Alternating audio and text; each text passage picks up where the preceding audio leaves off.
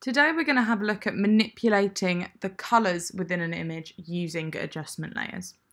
So if we go down to our adjustment layer panel, which is just down here in the bottom right hand side of your screen, you will see that there's this whole block of different options to help you manipulate your colours.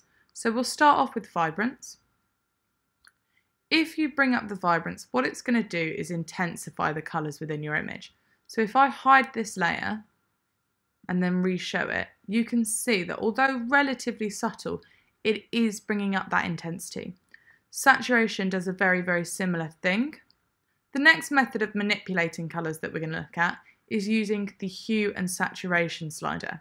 So if we open up another adjustment layer that says hue and saturation, you'll see that you get these different sliders. Now the hue slider can be really, really useful depending on what you're working on, because you can move it to the left or right and it will manipulate all of the colours within your image.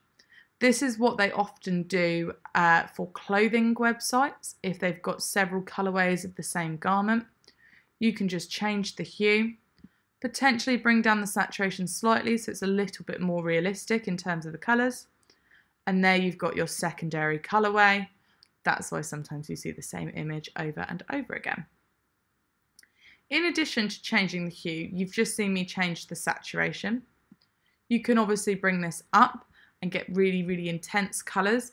However, if you do so, what you might see is that your colours start to break up and look really unrealistic, as they do here.